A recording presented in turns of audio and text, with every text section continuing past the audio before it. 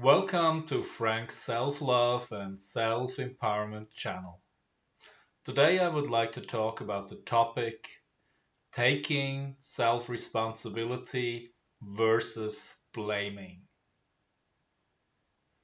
Do you remember moments when you get really frustrated, when you feel really upset, and you just feel such a charge and maybe even think that the situation you're in is caused by somebody else who treated you the wrong way or because somebody else hasn't taken care of a certain issue that you relied on. This person hasn't been on time or the person didn't complete the work on time.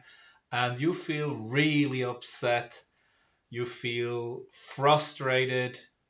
And in this moment, you start blaming the other person. You find yourself having a dialogue which puts the other person down, which makes them wrong, which makes them responsible for all the frustration and all the misery in your own life. And so I know that from my own life for sure. I know it when I go to the kitchen and there's a mess, maybe because my partner, my girlfriend, hasn't done the dishes yet or hasn't done what the person said it would do. So I'm very aware of these moments where I feel very upset, where I feel frustrated, and I just would like to point at the other, say, you see, you didn't do it, blame them, make them wrong for the discomfort that I feel was in myself, for the emotional upset that feels so uncomfortable and so upsetting that I have a need to make somebody responsible for that. But essentially, it doesn't really matter if I blame another or if I blame myself. In both cases, I do not want to relate consciously to my experience. I don't really want to relate to my upset, to my frustration, to my anger, and I don't really want to take responsibility for it. Making somebody else responsible for my misery, that's really fundamentally what blaming is all about. But as long as I blame another for my misery, for my upset, for my discontent, for my frustration, I actually put myself into the victim role. And how does that feel? How do you feel when you feel like a victim? Do you feel empowered or do you feel disempowered? Obviously, disempowered. And when you feel like a victim, then you also need a villain. Somebody who treated you wrongly, somebody who did something wrong to you. But the problem is, as long as I blame somebody, may it be myself or another, I cannot really begin to relate to what it is that I'm actually feeling. And if I really want to understand what's going on, why I'm so upset, what the fundamental need is behind this upset or this frustration, if I really want to understand it, I need to start relating to myself in a conscious way. And the same is true whether you blame yourself or another. It doesn't really matter. You cannot really begin to understand what's going on without first relating to your experience. You first have to relate to what you're actually feeling inside.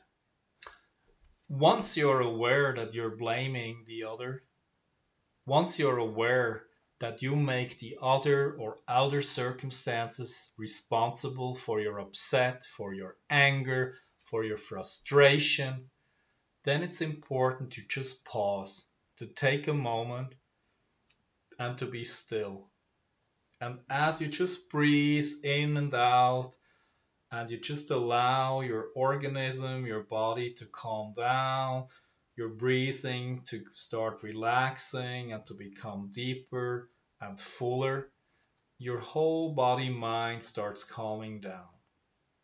And then you have the possibility to start inquiring, to become curious, to start relating to yourself in a conscious and loving way, and to start finding out what's really going on within you.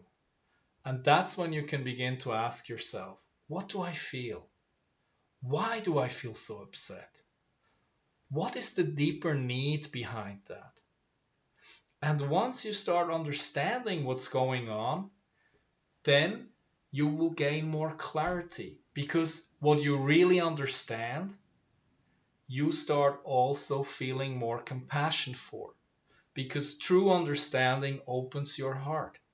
And that's what it's all about. It's about learning to relate to yourself in a more conscious, loving, positive, and self empowering way. And once you're clear about what your deeper need is, for example, that you're respected, that the other person keeps their time commitment, in other words, when you decided to meet at 7 o'clock, that the person doesn't show up at a quarter past 7 or 7:30, and as that has happened and you started feeling so upset, you start also realizing, yes, I have a need to be respected. I have a need that the other person also keeps their commitment. And when we have a fixed time where we meet, that the other person also shows up on time. So that's very good to understand, and that's important to understand. But then once you understand that, then it's also important that you give the other person a chance by asking the other person, by the way, why are you late? Why haven't you been on time? And once the person starts sharing their reality, for example, they lost their car keys.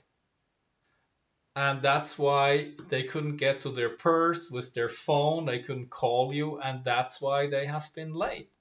And once you understand the other person, then you also start understanding, oh, the other person did not intentionally disrespect me, but the person was in a situation which made it impossible for them to be on time.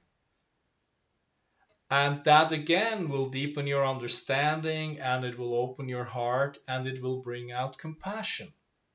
And then there will be no more a need to blame the other person. If, on the other hand, the person gives you a reason, well, I just saw these pair of jeans, I just had to try them, and I knew I would be late, but it was so important to me, I wanted to do it. Then this might be a reason where you feel, okay, you can understand this was very important to the other person, but at the same time, there was a time commitment of 7 o'clock. And for you, it's important that the other person respects you and your time and the mutual time agreement. And then you can really communicate to the other person what your need is and why that is so important to you. And then you can see if you can find a common ground for the future so that the other person will actually respect the mutually agreed time or not. Taking responsibility for yourself means that no matter what your internal experience is, no matter what caused your inner upset, whether it was another person or some outer circumstance, essentially you are responsible for whatever you feel, for whatever you experience.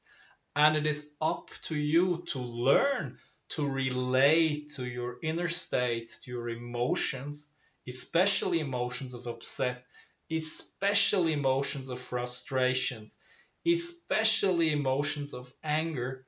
That's really your responsibility to start relating to them in a conscious and loving way so that you can start understanding what's really going on, what the deeper need is, what the need is that has been frustrated, what it is that you need in this given moment, and why you have been feeling so upset. And once you start understanding that, then you start feeling much more calm, you will feel more centered, and especially you will have much more compassion for yourself. And you will feel much more empowered. And this is really what this channel is all about, to give you information and practical tools which are helpful to you so that you can learn to relate to yourself in a more conscious, loving, positive, and empowered way. So I hope that you really enjoyed this video, and I look forward to seeing you again. Take good care. Bye bye.